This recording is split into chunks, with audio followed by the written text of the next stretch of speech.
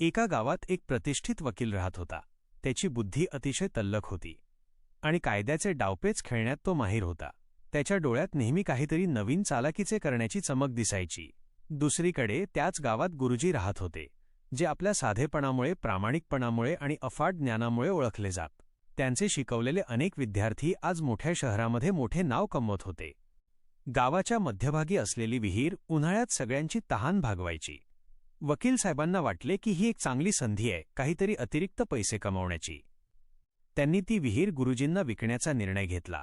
गुरुजींनी कोणतीही शंका न घेता ती विहीर विकत घेतली, कारण त्यांना माहीत होते की ती गावांसाठी किती महत्त्वाची आहे.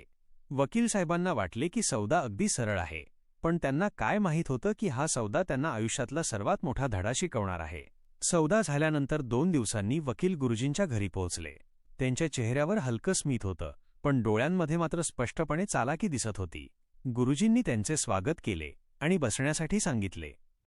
वकील खाली बसले, पाणी प्यायले आणि मग त्यांनी तोच प्रश्न उपस्थित केला जो कथेच्या सुरुवातीला आपण पाहिला. गुरुजी, मी तुम्हाला विहीर विकली आहे, पाणी नाही. जर तुम्हाला पाणी वापरायचं असेल तर त्यासाठी तुम्हाला वेगळे पैसे द्यावे लागतील. वकिलांना वाटले की त्यांचा डाव यशस्वी झाला आहे. गुरुजी त्यांची गोष्ट ऐकून फक्त हसले. त्यांच्या चेहऱ्यावर चिंतेचा कोणताही भाव नव्हता. वकिलांना वाटले की गुरुजींना त्यांची गोष्ट नीट समजली नसावी, म्हणून त्यांनी थोडा जोर देत स्पष्ट केले.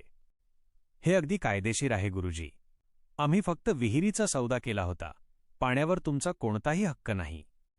त्यावेळी गावातले काही लोक तिथून जात होते. ते सुद्धा थांबून हा अनोखा वाद ऐकू लागले. त्यांना वाटले की वकील साहेबांनी गुरुजींना पुरेसं फसवले आहे आणि गुरुजी आता अडचणीत आले आहेत. वकील साहेबांची बोलणी पूर्ण झाल्यावर गुरुजींनी हळूच स्मित केले. त्यांच्या स्मितामध्ये एक अनोखी शांतता आणि आत्मविश्वास होता, ज्यामुळे वकील थोडे गोंधळले. वकिलांना वाटले की गुरुजी आता विरोध करतील, पण गुरुजींनी जे उत्तर दिले त्याची कल्पनाही वकिलांनी केली नव्हती. गुरुजींनी शांत स्वरात म्हटले, हो, मी तुमच्याकडे येण्याच्या तयारीतच होतो. वकील हे ऐकून आश्चर्यचकित झाले. गुरुजी कशाबद्दल बोलत आहेत हे त्यांना समजले नाही. गुरुजींनी आपला मुद्दा सुरूच ठेवला. मी तुम्हाला हेच सांगायला येणार होतो की तुम्ही तुमचं पाणी माझ्या विहिरीतून काढून घ्या. वकिलांचा चेहरा उतरला. गुरुजी असा पलटवार करतील याची त्यांना अपेक्षा नव्हती. उपस्थित असलेले गावकरी सुद्धा थक्क झाले. कथेला आता एक नवीन वळण मिळणार होतं. गुरुजींच्या आवाजात आता थोडा ठामपणा आला होता. त्यांनी आपला मुद्दा संपवला. नाहीतर तुम्हाला उद्यापासून हे पाणी माझ्या विहिरीत ठेवण्यासाठी भाडं द्यावं लागेल. हे उत्तर ऐकून वकिलांच्या पायाखालची जमीनच सरकली. त्यांना कधीच वाटले नव्हते की त्यांची स्वतःची चाल त्यांच्यावरच उलटेल. गुरुजींच्या बोलण्यात तर्क आणि बुद्धिमत्ता दोन्ही होती. जर पाणी त्यांचे असेल तर ते पाणी दुसऱ्याच्या, आता गुरुजींच्या विहिरीत ठेवण्यासाठी त्यांना जागेचं भाडं द्यावं लागणार. या पेचप्रसंगाला वकिलांकडे कोणतेही उत्तर नव्हते. त्यांच्या चेहऱ्याचा रंग उडाला आणि त्यांची ती चालाकीची स्माईल कुठच्या कुठे गायब झाली.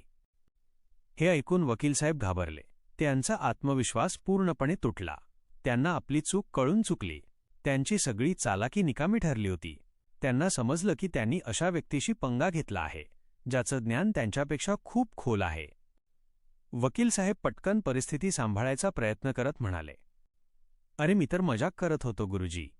वकिलांच्या आवाजात कमजोरी होती जी त्यांची हार स्पष्टपणे दर्शवत होती. गुरुजींनी वकिलांची गोष्ट ऐकून एक मोठा श्वास घेतला. त्यांना वकिलांच्या स्थितीवर थोडी दया आली, पण त्यांना हेही माहीत होतं की एक धडा शिकवणं गरजेचं आहे. गुरुजी हसले, पण त्यांच्या हसण्यात कोणताही तिरस्कार नव्हता, तर एका पित्यासारखी ममता आणि सहनशीलता होती. गुरुजींनी वकिलांच्या खांद्यावर हळूच हात ठेवला आणि प्रेमाने म्हणाले, बाळा, तुझ्यासारख्या कितीतरी मुलांना मी शिकवून वकील बनवले आहे. हे ऐकून वकिलांचे डोळे पाणावले. त्यांना गुरु आणि वकील यांच्यातील फरक समजला. एक वकील नियमांनी खेळतो, तर एक गुरु ज्ञान आणि समजून घेऊन जीवनाला आकार देतात. हा फक्त एका विहिरीचा आणि पाण्याचा विषय नव्हता, तर ज्ञान आणि अनुभवाचा विजय होता. गुरुजींनी वकिलांना समजावले, ज्ञान फक्त पुस्तकांमध्ये नसतं, तर जीवनाच्या अनुभवांमध्ये आणि योग्य विचारांमध्ये असतं. वकिलांनी गुरुजींची माफी मागितली. त्यांना आता आपली चूक खऱ्या अर्थाने जाणवली होती. त्या दिवसापासून वकिलांनी कोणाशीही अशी चालाकी करण्याचा प्रयत्न केला नाही. त्यांना गुरुजींकडून एक मोठा धडा मिळाला होता. त्यांनी शिकले की ज्ञानाचा आदर करणे आणि नम्रता ठेवणे जीवनात किती महत्त्वाचे आहे. ते आता आपल्या व्यवसायात अधिक प्रामाणिक आणि नैतिक झाले होते. ही घटना गावात एक उदाहरण बनली. लोक गुरुजींचा आणि त्यांच्या ज्ञानाचा अधिक आदर करू लागले. या कथेची सर्वात मोठी शिकवण ही आहे की गुरुचे स्थान नेहमी सर्वोच्च असते. त्यांचे ज्ञान, त्यांची समज आणि त्यांचा अनुभव अमूल्य आहे. जीवनात आपण जे काही शिकतो ते केवळ डिग्री किंवा पैशांसाठी नसावे, तर ते आपल्याला एक चांगला माणूस बनण्यास मदत करणारे असावे. म्हणूनच नेहमी गुरुचा सन्मान करा आणि त्यांनी दाखवलेल्या मार्गावर चला, कारण तेच आपल्याला खऱ्या अर्थाने यश आणि शांतीकडे घेऊन जातात. व्हिडिओतील कथा आवडल्यास कृपया लाईक करा, शेअर करा आणि सबस्क्राईब करा.